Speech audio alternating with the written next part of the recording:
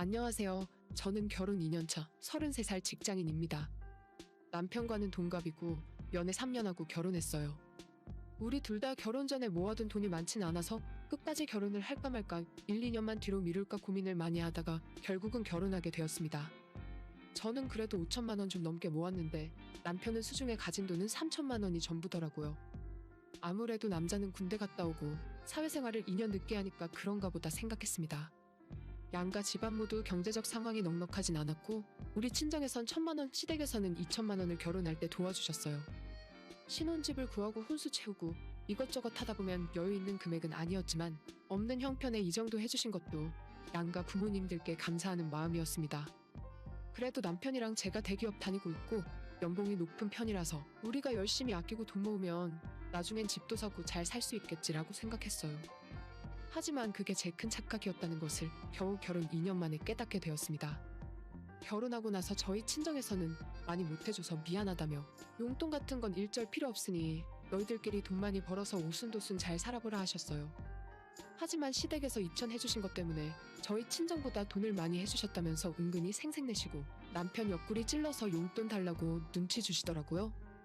친정보다 시댁에서 1,000만 원 더 주신 건 맞지만 원래 제가 가지고 들어온 돈이 5천만 원인데 왜 시댁에선 그런 건 전혀 생각 안 하는지 모르겠습니다. 아무튼 결혼하고 2년 동안 시어머니 꼬장 덕분에 스트레스 받는 일 참 많았어요. 그거 다 이야기하자면 지루하기도 하고 하루 종일 이야기해도 끝이 없으니 대충 패스할게요. 남편이 작년까지 잘만 다니던 회사에서 직속 상사랑 잦은 말다툼과 스트레스로 인한 건강 문제로 연말을 못 넘긴 채 퇴사하고 지금은 다른 직장을 알아보면서 집에서 쉬고 있습니다. 당연히 돈 버는 사람이 저 하나니까 예전보다 더 아끼고 살아야 하는 거죠. 남편은 남편대로 빨리 직장 안 구해지니까 제 눈치 보고 미안해하고 제가 용돈 쓰라고 주면 한 푼도 안 쓰고 그대로 제게 돌려줍니다. 저도 저축해놓은 돈을 떼서 쓸 순 없으니까 일단 남편 취직하기 전까진 무작정 아끼면서 버티는 중입니다. 생활비 한 푼이라도 아끼려고 예전엔 종종 배달음식 시켜서 남편이랑 맥주도 한 캔씩 마셨는데 이젠 웬만하면 집에 있는 반찬으로 밥 해먹고 말아요. 이렇게 부부가 함께 아끼면서 살고 있는데 옆에서 속이 터지는 소리하는 사람이 있어요. 바로 우리 시어머니입니다.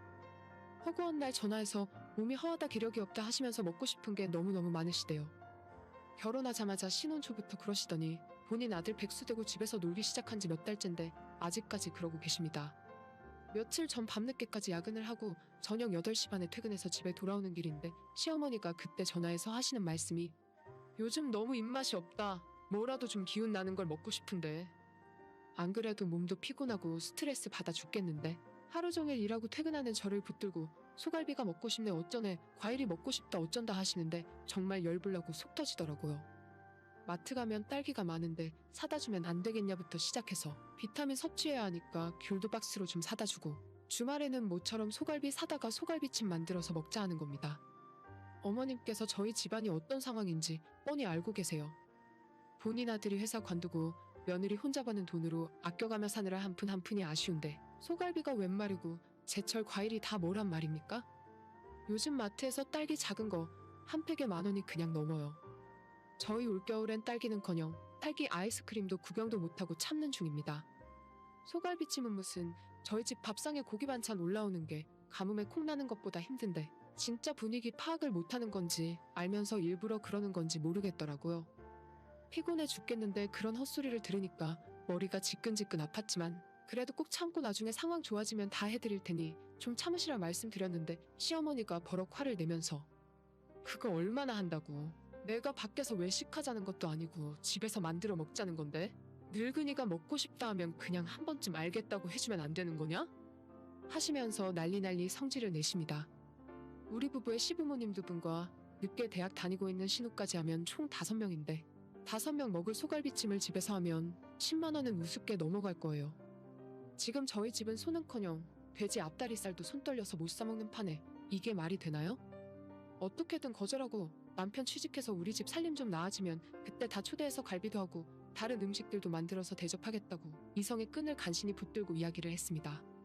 그랬더니 그 말에 또다시 꼬투리를 잡아서 지금 자기 아들 백수 됐다고 눈치 주는 거냐고 화를 내시면서 본인들이 저 결혼할 때 얼마나 많이 도와줬는데 돈 줄 때는 좋다고 덥석받고 이제 와서 시댁은 나 몰라라 무시하는 거냐고 성질을 있는 대로 내시더라고요. 도무지 말도 안 통하고 일단 나중에 다시 말씀드린다고 전화를 끊었는데 그 다음 날에도 또 문자 보내서 소갈비 타령을 이어나가셨어요. 혹시나 하는 마음에 동네 집 앞에 있는 정육점에 소갈비 성인 5명 정도가 먹을 양이면 얼마쯤 하냐고 물어봤더니 수입으로 하더라도 12만 원, 15만 원 그 정도는 해야 한다네요. 고기만 삶는다고 갈비찜이 되는 것도 아니니까 양념도 사야 하고 그 안에 들어가는 양파나 당근, 감자 같은 재료들도 요즘 야채값이 금값이라서 몇만 원은 더 들 것 같았습니다. 저는 돈 아낀답시고 우리 집 반찬 부식비를 일주일에 3만 원 많아야 4만 원 정도 쓰는데 한 끼에 자기들 갈비 뜯자고 20만 원 가까이 쓰라니까 진짜 답이 안 나오더라고요. 회사에서 일하는 내내 그놈의 갈비찜 생각에 두통이 심하게 오고 내가 왜 이 나이 먹고 갈비찜 하나에 벌벌 떨면서 살아야 하나 생각이 들어서 몇 달째 직장 안 구하고 집에서 놀고 있는 남편한테 원망의 화살이 향했습니다. 그렇게 괴로워하고 있는 사이에 신우가 제게 문자를 보내서 엄마가 요즘 입맛이 없어서 자꾸 갈비 타령을 하시는 것 같다면서 자기가 요리하는 거 도와줄 테니까 이번 주말에 시댁에서 소갈비 한번 해먹자고 다시 연락이 왔어요. 아니 입장 바꿔놓고 생각해서 저라고 왜 시댁 식구들에게 안 해주고 싶겠어요. 돈만 있으면 소갈비가 아니라 한우 꼬리를 사다가 꼬리찜도 해드리고 뭐든지 다 해주죠. 자기들 먹고 싶다는 것만 이야기하면 뭐 우리 친정 부모님은 입이 아니고 주둥이라서 아무 말 안 하고 살고 계십니까? 나이를 그 정도 먹었으면 대충 눈치껏 분위기 파악하고 살아야지. 나 혼자 가장 노릇하느라 허리가 휘는데 해도 인간들이 진짜 너무하는구나 싶었습니다. 우리 친정집에서는 결혼하고 제가 힘들게 사는 거 아니까 지금까지 한 번도 뭐 해달라 뭐 사달라 용돈 보내달라고 직접 말씀하신 적 한 번도 없습니다. 오직 시댁에서만 삼겹살 먹고 싶다, 봄에는 복숭아가 먹고 싶다, 여름엔 수박 좀 사와라, 백화점 세일하는데 옷 좀 사러 가자. 제가 돈 없다 힘들다고 말하면 그때마다 결혼할 때 자기들이 2천만 원 해준 건 잊었냐고 하는데 그거 다 뽑아먹을 때까지 저를 괴롭힐 생각인 것 같더라고요. 회사에서 하루 종일 그놈의 소갈비 때문에 비참하고 괴로운 기분이 들다가 밤늦게 퇴근하고 집에 돌아와 보니 남편이 하루 종일 컵라면 한 개 먹고 컴퓨터로 게임을 하고 있었어요. 대체 무슨 대단한 일을 준비하느라 몇 달째 저러고 있는지. 와이프가 돈 한 푼 때문에 이렇게 스트레스 받고 고생하고 있는 걸 알았으면 돈 버는 일이라면 가리지 말고 해서 좀 도와줘야 하는 것 아닌가 싶더라고요. 남편 컴퓨터 게임 하는 뒷모습이 너무 속이 터져서 하루 종일 참아온 제 감정이 한순간에 폭발하게 되었습니다. 들고 있던 가방을 방바닥에 집어던지고 야, 대체 언제까지 그렇게 집에서 놀기만 할 건데? 너희 엄마가 소갈비찜 먹고 싶다잖아. 난 진짜 모르겠으니까 너가 막노동이라도 해서 돈 벌어다가 사드려. 나한테 뭐 먹고 싶다고 전화 그만하시라고 해. 하고 소리를 질렀더니 깜짝 놀라서 저보고 대체 무슨 일이냐고 묻더라고요. 너희 엄마 갈비 타령에 내가 미칠 것 같다고 차라리 내 갈비라도 뽑아가라고 막 소리를 질렀더니 남편이 자기가 엄마랑 이야기해본다며 집 밖으로 나가서 한참 전화를 하고 들어오더라고요. 다신 저한테 갈비 사달란 말 못하게 따끔하게 한마디 할 줄 알았는데 이 등신 같은 인간이 전화 끊고 들어와서 제게 하는 말이라는 게 우리 엄마가 요즘 기력이 없으신가 봐. 갈비찜 그거 이번 한 번만 해드리면 안 돼? 진짜 어쩜 그 집안 인간들은 이야기하는 게 다 똑같나 싶더라고요. 너가 나가서 돈 벌었다 갈비 사오라고 미친 사람처럼 소리를 막 질렀더니 남편이 미안하다며 눈물을 찔끔찔끔 흘리네요. 진짜 그 모습이 너무 찌질하고 궁상 맞아 보여서 보고 있는데 너무 짜증나요. 나이 33인데 갈비찜 하나에 벌벌 떠는 저도 너무 못났고 몇 달째 일자리 구한답시고 집에서 게임만 하는 남편도 이젠 다 싫고 지칩니다. 남편한테 그냥 이제 이렇게 사는 것도 지겨우니까 그만하자고 했어요. 나는 나 혼자 내 앞가림 하면서 살 테니까 너도 너희 부모님 잘 챙기면서 살라고 했더니 남편이 울고불고 무슨 갈비찜 하나 때문에 이혼하자는 사람이 어디 있냐고 하네요. 자기가 내일 당장이라도 직장 구하겠다는데 그럴 수 있는 사람이 지금까지 뭘 하고 있느라 석 달을 놀고 먹었는지 모르겠어요. 나는 너무 지치고 힘들어서 이 결혼 생활 더는 못하겠다고 남편에게 너도 며칠 안으로 마음 정하라고 했는데 다음날 시어머니가 또다시 전화가 오더니 우리 이혼 이야기를 들었는지 자기가 너 결혼할 때 얼마나 잘해줬는데 이렇게 배신을 하냐면서 가늙은 시모가 기운이 없어서 소갈비 한번 해달라 했다고 이혼하겠다는 며느리가 어디 있냐 하시네요. 그냥 이젠 갈비라는 단어만 들어도 너무 짜증나고 스트레스 받아서 미칠 것 같더라고요. 사지 멀쩡한 어머님네 아들 보고 나가서 돈 벌어다 사달라고 하세요. 저는 이제 며느리 아니니까 다신 전화하지 마시고요. 라고 이야기하고 전화 끊었습니다. 남편한테 전화 걸어서 당장 이혼 안 하면 내가 너랑 너네 식구들한테 어떻게 할지 모르겠다고 빨리 끝내고 각자 찢어지자고 했는데 남편이 제 말에 또 울고불고. 진짜 33살 먹은 남자가 우는 꼬라지도 이젠 그만 보고 싶더라고요. 빠르게 이혼하고 살고 있던 신혼집 정리하면서 남편에게 시어머니가 처음 줬던 2천만 원을 돌려줬어요. 그냥 주기엔 너무 아깝다는 생각 들어서 그동안 제가 시어머니한테 사드렸던 과일이랑 음식값으로 100만 원 빼고 드렸습니다.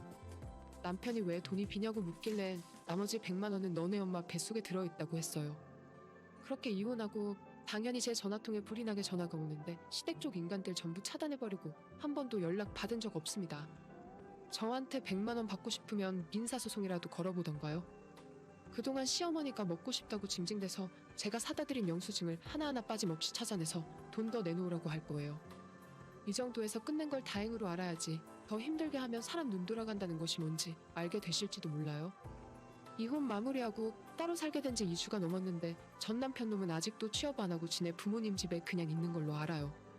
저는 다 정리하고 친정으로 들어왔고요. 이번 주말에는 친정 부모님 모시고 소갈비나 먹으러 갈까 생각 중입니다.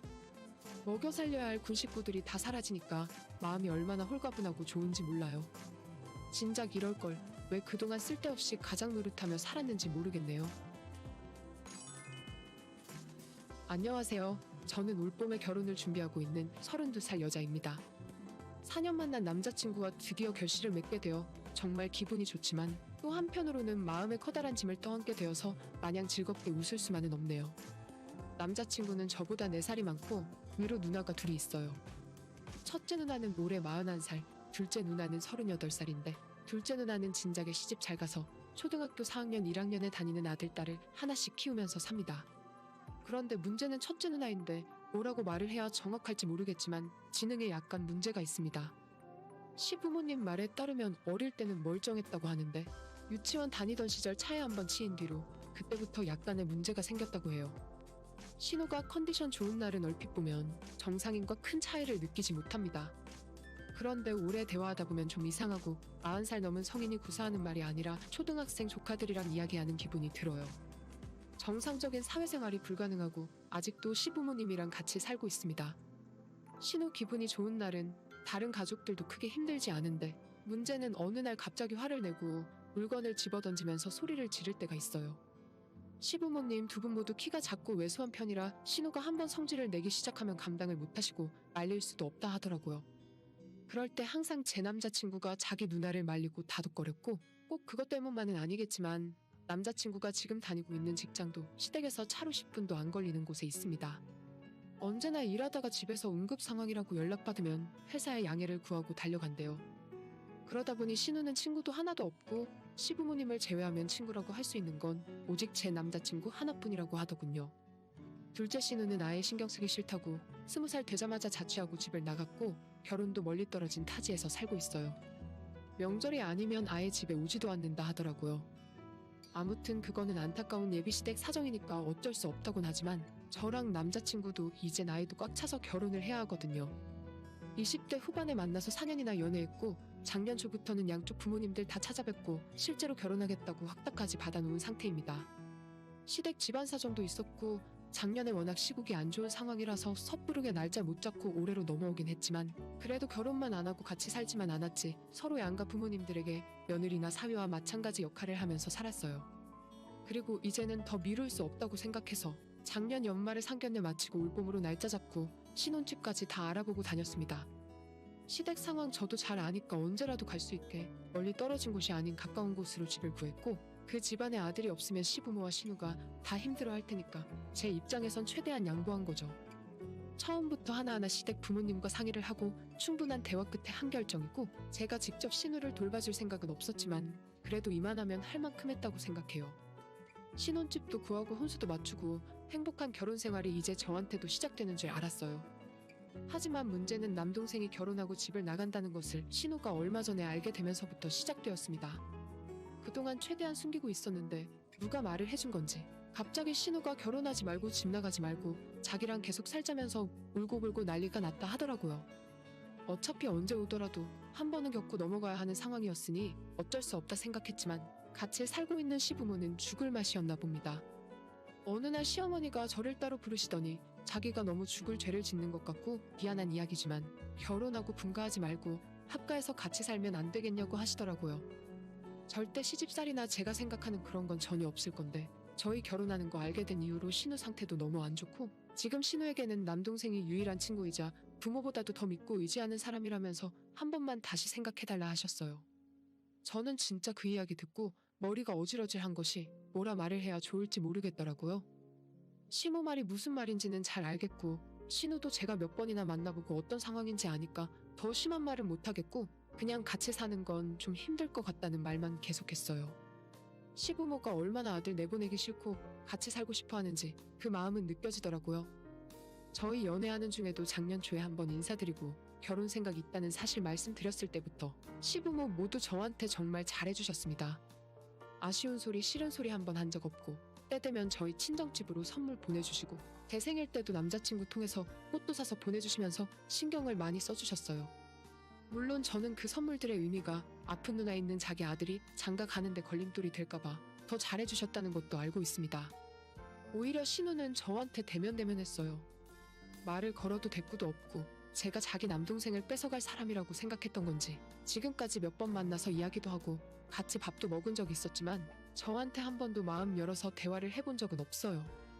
아마 앞으로도 그럴 것 같고 뭔가 꺼림직하고 기분 나쁜 건 그냥 단순하게 동생이 장가가는 거 이상으로 여자로서 질투를 하는 것이 아닐까 하는 생각까지 들어요.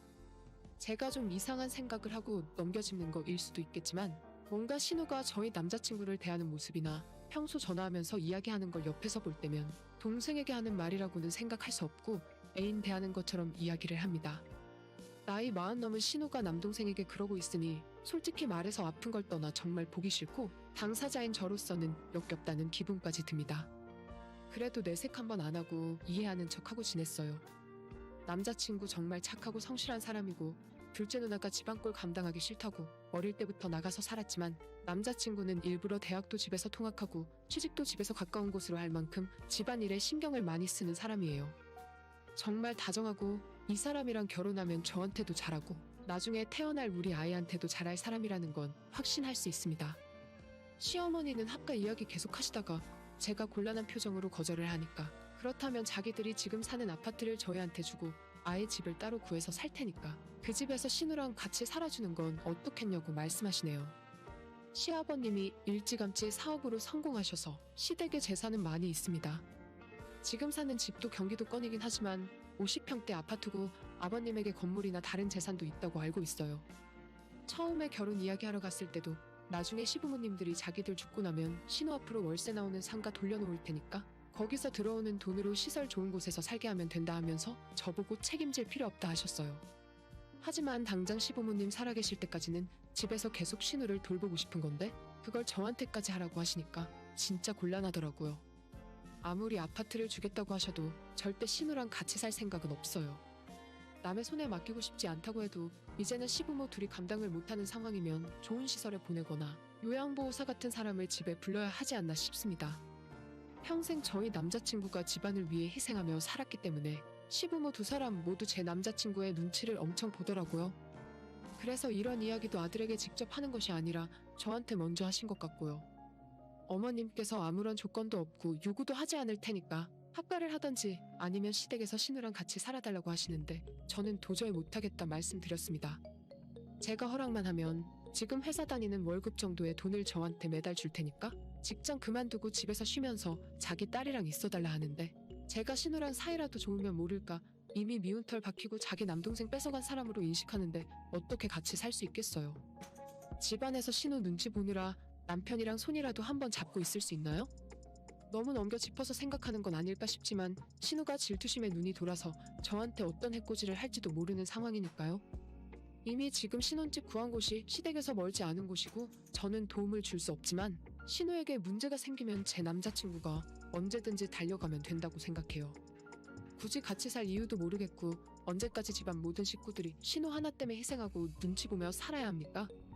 마지막으로 어머님에게 절대 신우랑 같이 살 생각 없다고 죄송하다 말씀드리고 저 먼저 자리에서 일어났어요. 이 이야기를 남자친구에게 할까 말까 고민을 많이 하다가 그래도 자기 부모님들이 이런 생각을 갖고 있다는 사실은 알려줄 필요가 있을 것 같아서 말을 해줬습니다. 제 말을 모두 들은 남자친구는 자기 집안일은 집안일이고 언제까지 매여서 아무것도 못하고 살 수는 없다고 하더라고요. 자기 누나 상황이 딱하지만 그건 그거고 언제까지 자기가 옆에 붙어서 돌봐줄 수는 없다고. 그냥 가까이 살면서 자주 찾아보고 누나랑 대화 많이 하는 정도까지만 해줄 수 있지. 앞으로도 계속 같이 누나랑 사는 것은 무리라고 이야기했어요. 이제 결혼하고 가정 꾸리고 살아야 하는데 언제까지 누나만 붙들고 있을 순 없다면서 언제라도 부모님이 누나를 힘들어하면 시설 좋은 곳 찾아서 보호해달라고 할 생각이었다 하는 겁니다. 그전부터 아무리 많은 치료를 해보고 상담을 받아봐도 누나 상태가 더 이상 좋아지진 않는 것 같은데 같이 살다 보면 다 같이 힘들어질 것이 뻔한 일이라면서 본인 부모에게는 자기가 알아들을 수 있게 이야기할 거라면서 저는 더 이상 이 일에 신경 쓰지 않아도 된다고 했어요. 내가 좀 너무했나 싶은 생각도 들다가 어차피 도와줄 수도 없고 그럴 생각도 전혀 없는데 결혼 전에 확실하게 짚고 넘어가는 것이 낫겠다 싶더라고요. 그 뒤로 다시는 시댁 부모님에게서 합가 이야기는 나오지 않아요. 이번 일을 계기로 제 남자친구의 생각이 확고하게 있어서 다행이다 싶고 앞으로도 이 문제로 부부 사이가 흔들리거나 싸우지 않았으면 좋겠습니다. 신우의 사정이나 그녀를 돌봐야 하는 시부모에게 안타까운 마음은 있지만 제가 같이 살면서 돌봐줄 수도 없는 문제라서 일단 저희 결혼에만 집중하기로 했어요. 빨리 좋은 약이라던가 무슨 방법이 나와서 신우와 함께 정상적으로 대화하고 같이 잘 지내는 날이 왔으면 좋겠네요. 오늘의 사연은 여기까지입니다. 구독과 좋아요, 알람 설정 부탁드려요. 다들 행복하시고 좋은 하루 되세요.